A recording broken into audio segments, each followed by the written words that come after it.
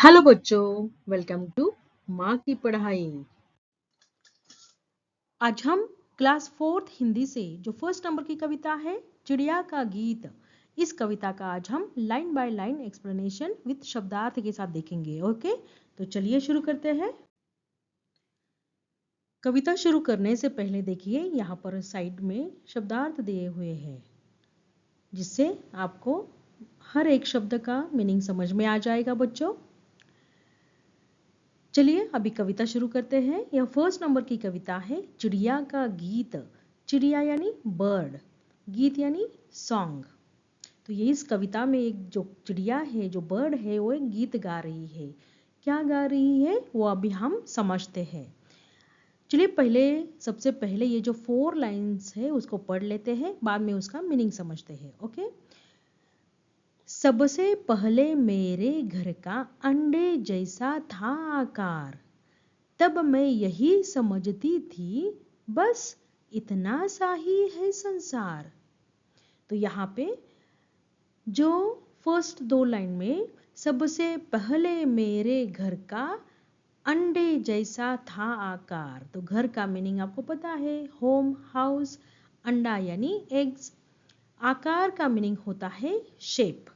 तो यहाँ पे चिड़िया जो पहले 2 लाइन में बता रही है कि सबसे पहले मीन्स जब मैं अंडे में रहती थी। मीन्स आपको पता है चिड़िया का बच्चा सबसे पहले कहाँ पे होता है, अंडे के शेल के अंदर होता है। फिर थोड़ा सा बड़ा होने के बाद, वो फूटने के बाद फिर वो बाहर निकलता है, राइट। तो सबसे पहले जब बच्चा, जो चिड़िया थी, जब जो छोटी थी तो वो पहले अंडे में थी। तो उसको ऐसे लगता था कि बस यही जो अंडे जैसा अंडा जो है राउंड शेप का, यही मेरा घर है। तो वो बोल रही है कि मेरा घर का आकार, मेरे घर का शेप अंडे के जैसा था सबसे पहले। At first the shape of my home was like an egg. तब उसे ऐसा लगता था, तब मैं यही समझती थी बस इतना सा ही है संसार। तो उस वक्त जब वो अंडे में थी तब उसे ऐसे लगता था कि बस यही तो पूरा विश्व है। संसार यानी वर्ल्ड, पूरा विश्व, पूरा जगत, पूरा वर्ल्ड यही है इस एग के अंदर, उसके बाहर कुछ है ही नहीं। ऐसे उसको लगता था कि at that time I use to think that this is the whole world.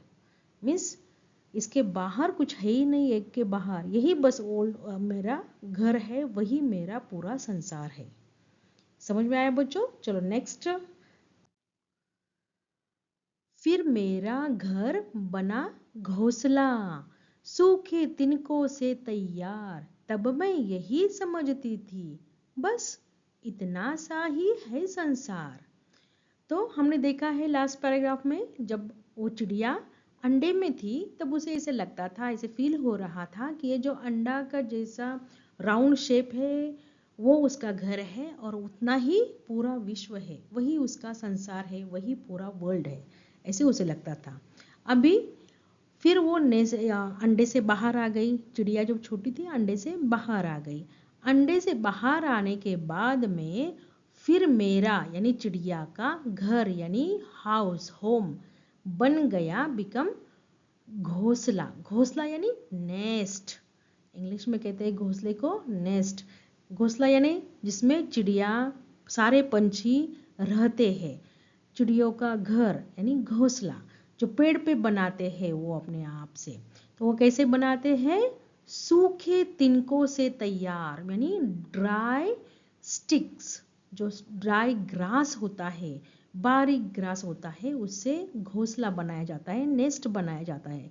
आप पिक्चर में देख सकते हो, ये बर्ड जो है अभी नेस्ट में बैठी हुई, यानी घोंसले में बैठी हुई। ये क्या है? घोंसला, जो कि बनाया गया है सूखे तिनकों से। तिनका यानी क्या? छोटे छोटे बारीक ग्रास, ड्राई ग्रास से बनाया गया है इस नेस्ट को। तो when the bird comes out of the egg, then the nest made of dry straw or sticks, it's become it that bird's home. उसको कहते हैं घोंसला यानी नेस्ट। ओके। फिर मेरा घर बना घोंसला, सूखे तिनकों से तैयार। तब मैं यही समझती थी, यानी at that time also I use to think that बस इतना सा ही है संसार, कि यह जो मेरा नेस्ट है यही पूरा संसार है, इसके बाहर कुछ है ही नहीं। I use to think that this is the whole world, ऐसे चिड़िया समझती थी। आगे देखिए अभी। फिर मैं निकल गई शाखों पर, हरी भरी थी जो सुकुमार, तब मैं यही समझती थी बस इतना सा ही है संसार। तो बच्चों अभी चिड़िया थोड़ी सी बड़ी हो गई, पहले अंडे में थी, तब उसको लगता था वो जो एग है, एग शेल के जैसा उसका घर है और वही पूरा वर्ल्ड है, उतना ही है ऐसे लगता है, उसके बियॉन्ड, उसके बाहर कुछ है ही नहीं। सेकेंड पैराग्राफ में हमने देखा कि अभी चिड़िया अंडे से बाहर आने के बाद नेस्ट में रहने लगी, तो उसको ऐसे लग रहा था कि वो जो घोंसला है यानी जो नेस्ट है वही उसका पूरा विश्व है, यानी पूरा संसार है, पूरा वर्ल्ड है। अभी और थोड़ी सी चिड़िया बड़ी हो गई, बड़ी होने के बाद में अब वो चिड़िया कहाँ पे आकर बैठने लगे, देखिए। फिर मैं निकल गई शाखों पर, शाखों, शाखों का मीनिंग होता है बच्चों ब्रांचेस। शाखों को दूसरा समानार्थी शब्द है शाखा, यानी क्या, डालिया। क्या बोलते हैं, डालिया। ये जो चिड़िया देखो पिक्चर में, ये ब्रांचेस पे बैठी है, ब्रांच यानी डाली, शाखा ऐसे कहते हैं। जो पेड़ की शाखाएं होती है, पेड़ के ब्रांचेस को डाली या शाखा कहते हैं। ओके, तो चिड़िया अभी थोड़ी सी बड़ी हो गई, अभी वो ट्री के ब्रांचेस पे आके बैठने लगी है। तो वो ब्रांचेस कैसी थी, हरी भरी, हरी भरी यानी ग्रीन, पूरी ग्रीन से भरी हुई, पत्ते उसके पूरे हरे भरे थे, पूरे साइड में पूरा ग्रीनरी जैसा था, हरे भरे पत्ते थे उस पेड़ के ऊपर जो सुकुमार लग रहे थे। सुकुमार का मीनिंग होता है बच्चों कोमल। ओके, यहाँ पे सुकुमार जो टेंडर होते हैं, आपको टेंडर पता है, पेड़ के जो शाखाएं होती है और जो बाहर ऐसे देखो यहाँ पे दिख रही है, ये जो है बारीक बारीक कोमल से टेंडर, सुंदर कोमल सुकुमार, यह जो बेले जैसे निकलते हैं टेंडर्स, उसको कहा है यहाँ पे कि हरी भरी शाखाएं है, सुकुमार है, यानी बहुत कोमल से है। तब आगे देखिए, तब मैं यही समझती थी कि बस इतना सा ही है संसार, यानी जब वो ट्री पे आके बैठने लगी, यानी ट्री के ब्रांचेस पे आके बैठने लगी, क्योंकि चिड़िया थोड़ी बड़ी हो गई, और it come out of the nest and started sitting on the branches. It started sitting on a green tenders branches. तब उसको ऐसे लगने लगा, then it started feeling that this is the whole world, means यही मेरा संसार है, this is the whole world, यही मेरा संसार है। आगे देखिए, यह लास्ट की 4 लाइंस है बच्चों। आखिर जब मैं आसमान में उड़ी दूर तक पंख पसार, तभी समझ में मेरी आया बहुत बड़ा है यह संसार। तो बच्चों आप पिक्चर में देख सकते हो, यहाँ पे चिड़िया अब बड़ी हो गई है, पहले वो अंडे में थी, फिर वो नेस्ट में यानी घोंसले में आ गई, घोंसले के बाद वह डालियों पर आकर बैठने लगी, यानी ब्रांचेस पे आके बैठने लगी ट्री के। उसके बाद जब उसको उड़ना आने लगा, तो अपने फेदर को फैलाकर यानी पंखों को फैलाकर आसमान में दूर तक उड़ने लगी।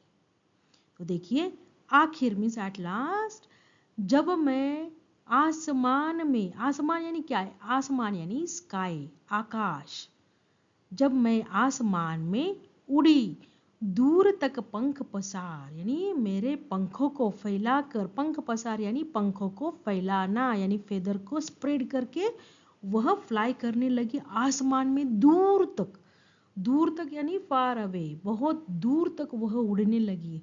तो क्यों उड़ने लगी होगी, क्योंकि उसको पहले लगता था कि सिर्फ वो अंडा जो है उतना ही संसार है, उसके बाद में जो नेस्ट है यानी घोंसला है वही उसको पूरा विश्व के जैसे लगने लगा था। बाद में जब वो ट्री पर ब्रांचेस पे बैठने लगी तो उसको लग रहा था कि बस यही है संसार।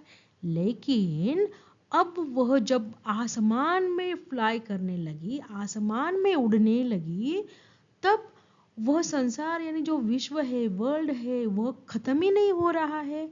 उसको जैसे जैसे वो दूर तक उड़ने लगी है, उसको और भी पेड़, और भी जंगल, बगीचे, गांव, सब कुछ दिखने लगे जो खत्म ही नहीं हो रहे थे। तब उसको रियलाइज हुआ, तभी समझ में मेरी आया, तब उस पंछी को यानी इस चिड़िया को समझ में आया, नाउ शी रियलाइज दैट बहुत बड़ा है यह संसार, यह जो संसार है, यह जो वर्ल्ड है, विश्व है, इज वेरी बिग।